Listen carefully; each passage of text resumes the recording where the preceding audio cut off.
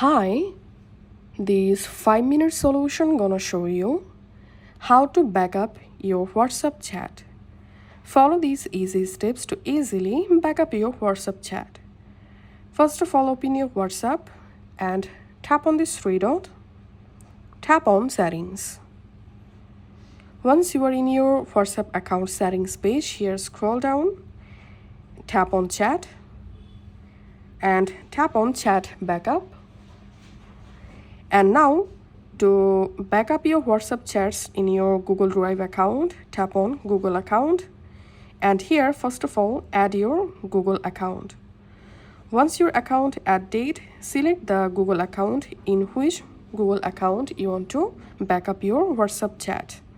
Now tap on frequency. And here you can select a frequency for your chat backup automatically. To backup your WhatsApp chat including videos, enable this option. And now all you have to need is just tap on backup. And as you can see, I've successfully backed up my WhatsApp chats. So this is how we can do it. If this video helped you out, please leave a like and leave a comment down below. Thank you for watching.